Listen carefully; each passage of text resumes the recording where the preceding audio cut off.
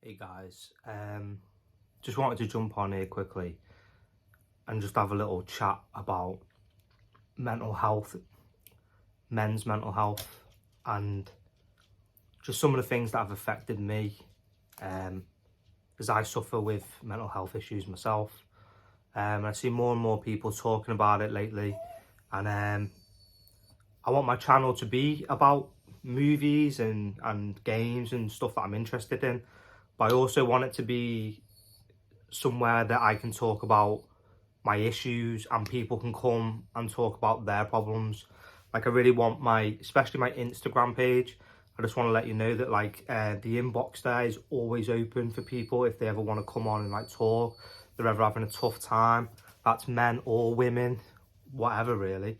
You know, if you're having a rough day or whatever, you can just jump on there and just have a chat, whatever you want to do.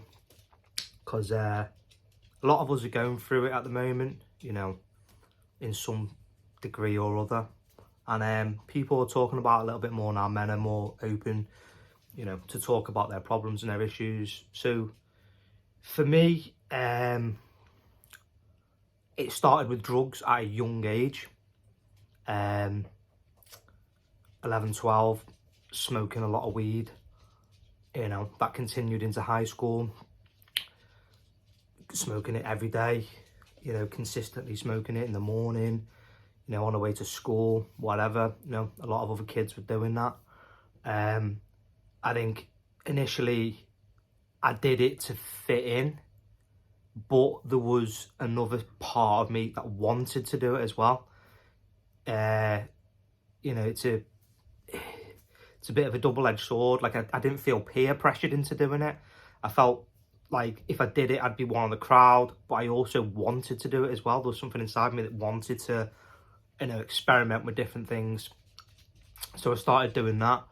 And then drinking, you know, as you do as a teenager on the park, then you start experimenting a little bit more with different drugs. You know, mainly it was ecstasy tablets and stuff like that when we were younger. Started trying that out. Never really did anything for me, that really. I never really was big into the pill scene. Wasn't something I was particularly gravitated to. But then I started going out. I remember a lot of my friends were a bit older than me, you know, 3 or 4 years older than me. So they used to be able to go out on nights out. So they used to take me out as well. And I remember going on nights out in nightclubs on the weekend and then being in school on the Monday. So I was pretty exposed to all this stuff pretty early. And then I must have been around 19, maybe 18, when I tried cocaine for the first time. And that was like a love at first sight sort of thing. It was like, I found you, there you are, wow, where have you been all my life? And then it was instantly sort of, I remember I was quite nervous to try it to start with. I remember a few of the people were trying it and it was like, oh, you know, you only hear of like famous people doing this and stuff like that. But a few people had it and had been trying it, and I was dubious for a while. I kept resisting. But once I'd done it once, that was me. I was done then. I was totally hooked. It'd start off with just every other weekend I'd be trying it, and then it'd be every single weekend I'd be getting it and trying it, and then I'd have it occasionally in the week. And it was all good. I was young, I could do it. I could wake up in the morning after it, or, you know, wake up in the afternoon, feel all right, go about my day, fine. So this cycle started happening and kept happening for, you know, in total, you're looking at about a 12-year cycle of it, and it just kept getting worse and worse and worse and worse. And I went on a big night out weekend in Newcastle. This was the first time that the problems really started. So I'd been doing it. We were supposed to be going on the Saturday morning. I went out on the Friday night and I was up all night doing it. And then my friends picked me up on the Saturday, went to Newcastle, started it again, drinking the drugs. It was all okay. I remember we stopped at some services and I got a couple of cans of Monster and I was drinking them because I just thought, you know, I just did it. And then I remember getting back to the house and my dad cooked me some tea, and he was like, your tea's ready. So I went down and got my tea. And I just sat there, and I remember I was sitting on my bed and I was watching Netflix, and I could just feel this tingling in my fingers. And I just joked to myself, said, oh, this is how it starts. This is how you have a heart attack. And then it just started going down my arm and like up my chest and like into my arm. And I just started freaking out, like majorly freaking out. I couldn't breathe. I looked in the mirror. I was white as a sheet. I couldn't really recognize myself. I started feeling like really disorientated, really scared, really panicky. So like ran into the living room to my dad, and I was like, I think I'm having a heart attack. And he was like, what have you done? And I was like, told him what I'd been doing. He was like, I don't know what to do. My brother is training in the medical profession. So he was upstairs and he said, you need to take him to hospital. So I remember going in the hospital ride. I was in the car basically with my dad, and I was just like writhing in the chair, like grabbing my chest and all this sort of stuff. I couldn't breathe. All my chest was going numb. My legs were numb. I just thought, I am going here. I'm going to die. So I get to the hospital. I'm freaking out big time. They put me on all these ECG machines, all this other stuff. And I tell them what I've been doing. It's a Sunday afternoon. It's busy in there. And they've got me coming in there on some drug come down. And I'd had my first major panic attack. That's what had happened. Hadn't had a heart attack. I'd had a massive panic attack. They let me sit there for about 15 hours, and they weren't happy with me. I don't blame them. There's people going in there with serious problems, and I was wasting their time. You know, they were just like, you're a piece of crap, which I felt like I was. I deserved that sort of like treatment from them. You know, they did their job, but they weren't happy about it. And in the end, they just came and said, we advise you to stay away from drugs. You've had a massive panic attack. You can go now. And like, my dad stayed there with me the whole time. He was very supportive. You know, he was very like, he's not around anymore, but he was a very like liberal person. He didn't judge. He was just the shoulder to cry on at the time. He looked out for me. So it put me off for a while. I kept having this thing where every Sunday afternoon I'd feel a wave of anxiety coming on me. Like, I'm going to have a panic attack. I'm going to have a panic attack. And it was like a reoccurring thing. I kept having them like randomly and sporadically. I'd just be going about my day. And then I'd get this intense adrenaline rush where I'd be like super scared. And I'd be like really, really like anxious and frantic straight away. I thought I was going to die. You know, all I could think in my brain is, I'm going to die, I'm going to die, I'm going to drop dead any minute. And I kept getting this weird thing where I felt like if I was moving, I was still alive. So I remember one Sunday it happened, and I just got about 5 miles down the back lane. I just ran out of my house. I just ran in the Sunday afternoon, just ran out of my house and got like literally, 3 or 4, 5 miles down the back lane. And by the time I'd calmed down and leveled off, I'd realised I didn't have any shoes and socks on. And it was raining and it was dark. It was like December time. I was like, like, what the fuck am I doing? So I hadn't taken any more drugs then, but then I went out drinking and it slowly started creeping back in. And I started back on the drugs again. Started taking that regularly. I sort of learned the signals and the signs. I watched a lot of YouTube videos and stuff like that of people talking about panic attack syndrome, stuff like that. And I learned to sort of like know that we're coming on. And I felt I didn't go to the doctors about it. I just found ways of dealing with it myself. Like, it was the worst thing that I possibly could have done was like find a trick in my brain that helped me deal with this sort of stuff. So in this time, my dad's health had rapidly declined, and I'd moved out by this time, and the drug abuse was becoming like really, really heavy. It was like a full-time job, not trying to hide this from people. Like, I was like functioning. I would go to work as well. I would get up Monday morning and I would go to work, but I would go and get what I wanted on the Friday night. And then I would go back to my house and I would lock myself in the house. I wouldn't see anyone. I'd just take the drugs on my own. I didn't want to be around anyone. I didn't want to see anyone. I just wanted the drugs, and I wanted to be on my own and take the drugs on my own. That's all I wanted to do. And I'd be getting more of it Saturday morning, Sunday morning, whatever, but just doing it on my own. I was like an introvert, just wanted to be on my own. And yeah, it was really, really dark times looking back on it now. I couldn't, this is how bad it would be. Like, I couldn't even go for one pint in the pub. I'd have one pint in the pub and then I'd be like, I need to get something. I need to get it now. And this would be the cycle any day, any time. If I went for a quick pint on a Tuesday night after work, it'd be like, I'm getting two of them. It just, the way it was, it always sort of came back to that. So my dad's health had declined, and his health problems were nothing to do with my problems. I did this because I wanted to do this. I was like, it's very self-destructive. You know, I didn't like go out my way to hurt anybody else or anything like that. I just did it to myself. I don't know why. And it is weird. Like my mum said to me once, she said, you know, you have extreme health anxiety, yet you don't live a healthy lifestyle. And that is quite a bizarre thing for somebody who is so health anxious.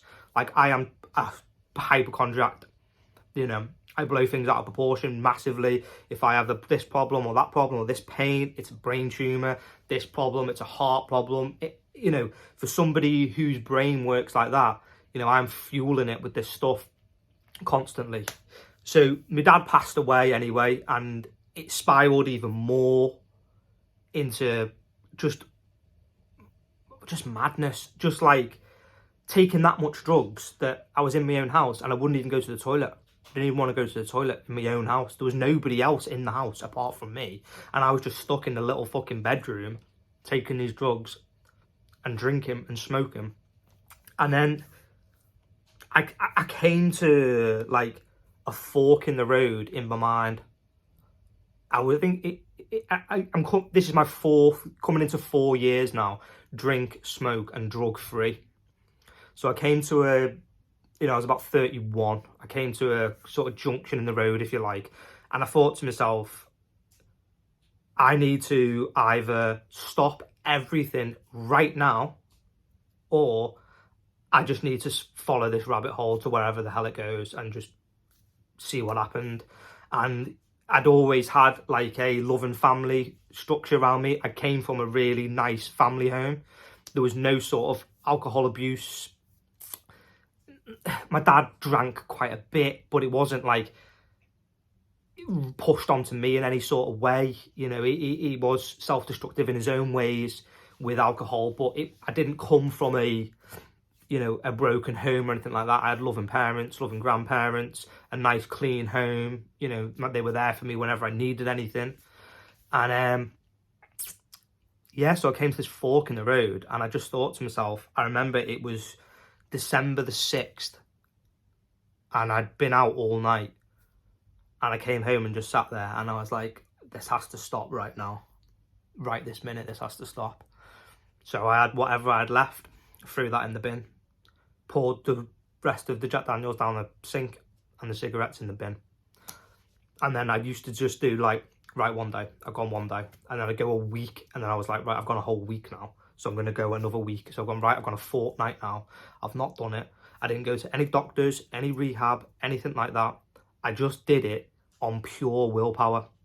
That's one thing that I know that I have more than anything else in the world is willpower. That's the strongest thing that I own, is my willpower. Like, I just didn't do it. I went a month, then I went 6 months, then I went a year, and things just started looking better. Like, I ended a really shitty job that I was stuck in, and ended up getting a better job that I enjoyed. Going into work every single day. You know, I was, like I said before, I was functioning, but I was going in and being proactive in work, stuff like that. We ended up going on holiday to an all-inclusive.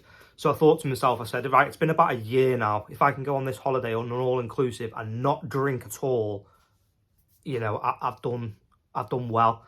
So I managed to do that, and I pushed it forward to like 4 years. But it's left me struggling with, I don't get panic attacks as much, but sometimes I feel sort of like detached, and I feel just like things just aren't right. like, it's hard to describe, but you feel like sort of detached from things. And the anxiety, like my anxiety attacks now, because I sort of got a grip of them, it, it's like they try to get you when you're not expecting it. So like I'll be nodding off and going to sleep, and then it'll like strike at like a time when I'm vulnerable. So I did reach out and speak to my doctor, and they prescribed me with something called mirtazapine, which I've been taking now for the last about 6 weeks, and it's actually really helping me. I think it's helped me go to sleep. I'm sleeping a lot better. Like, I used to have the most broken sleep ever, and this has actually helped me go to sleep.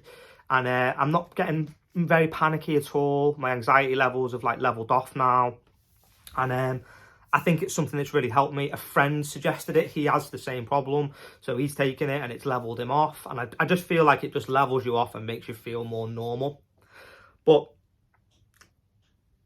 you know, it's something that's helping me out. So if that's a route that you'd like to go down, maybe speak to a doctor and tell him what you're going through, and he can prescribe you something similar to try and help you.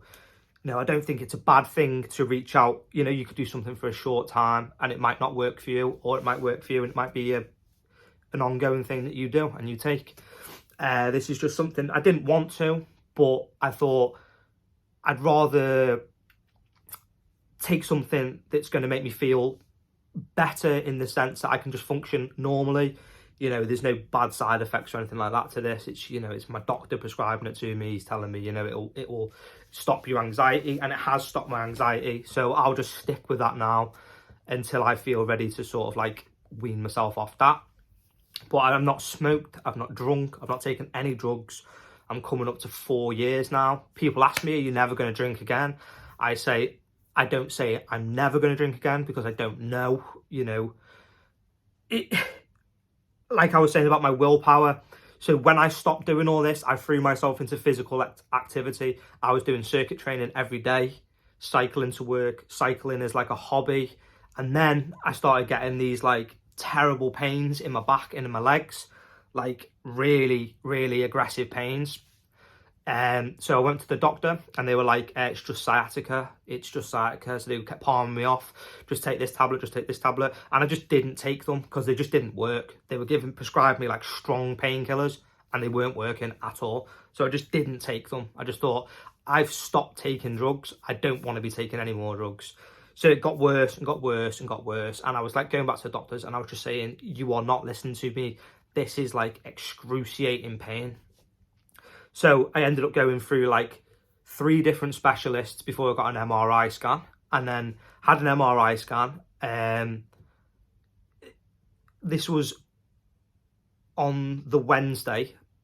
The following Wednesday, the results came through, which they said were all clear, but there was something that wasn't right, so they were going to send it on to a specialist. On the Friday, the specialist asked me to come in immediately. So obviously, as you naturally would, you panic and think, oh my God, what the hell, have they found something? They went in and they said, you've got an undiagnosed broken back, and you are going to need spinal fusion surgery. So, that was a lot to digest. They were like, this is going to be a major operation, and there's all, learning to walk again, all this kind of stuff. And, it was a real hump in the road, because it was like I'd got rid of all the bad shit that I wanted in my life and, replaced it with something positive, like the physical activity. And now that had been taken away from me. So I couldn't take drugs, drink or smoke, and I couldn't do the thing that I wanted. So I was stuck in this like limbo, and I became really nasty, really aggressive, just grumpy, miserable all the time, didn't want to do anything. I've been going to work with it every day as well. Like for the last 18 months, and I do a physical job.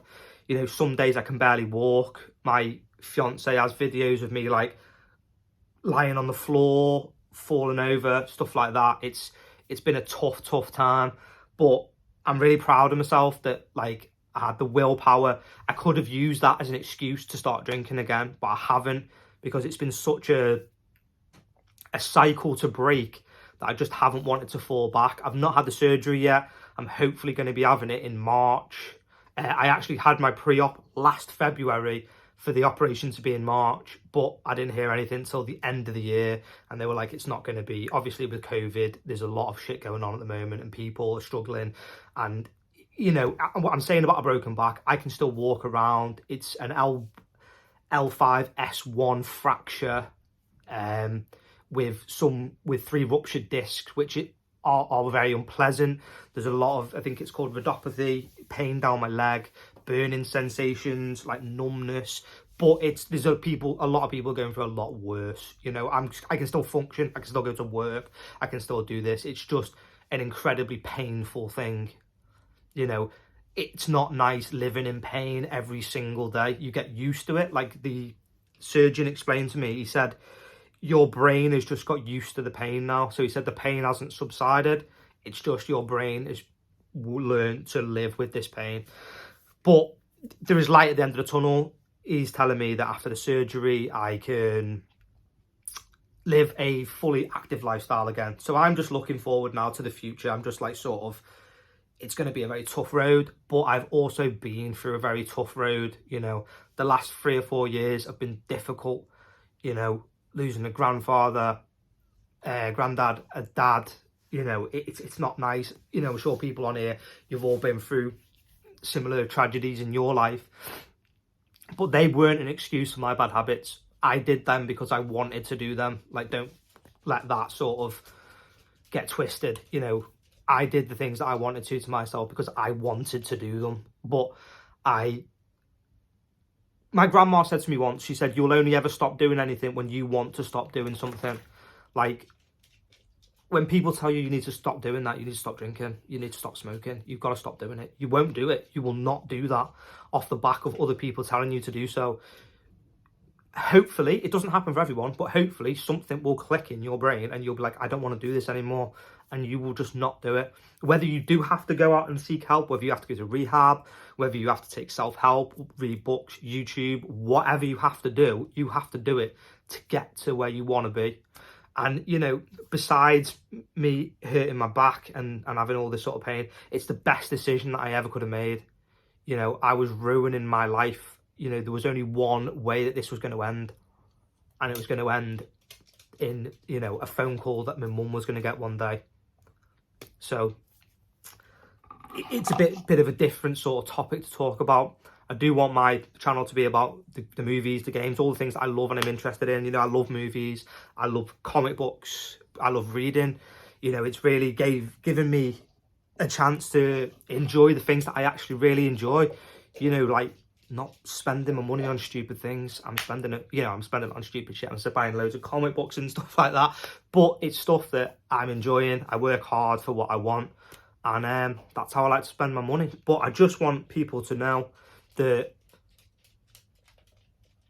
my channel is there for you as well. If you want to talk, you know, you want to jump onto my Instagram page, which is Movie Massacre 1987. I want that to also be a place where people can come and open up and talk, or just anything really, any questions or whatever, anything, any advice that you're looking for. You know, I'm not saying that I'm the best person to give you advice, but, you know, I've been through a little bit of this myself, so I can sort of, you know, tell you a little bit more about what I've done. And, you know, if anyone just wants to chat, anyone wants just to sit there and have a cup of tea and have a chat, the inbox is always open. So yeah, I know this is a bit of a long-winded video, guys. I've been a bit down before Christmas, and I didn't know whether I wanted to do this anymore, but I thought, you know, maybe try and just tell you a little bit about me and how I'm doing at the moment. And hopefully, you know, maybe it will help someone. If it helps one person, then it's the job done. That's what I say.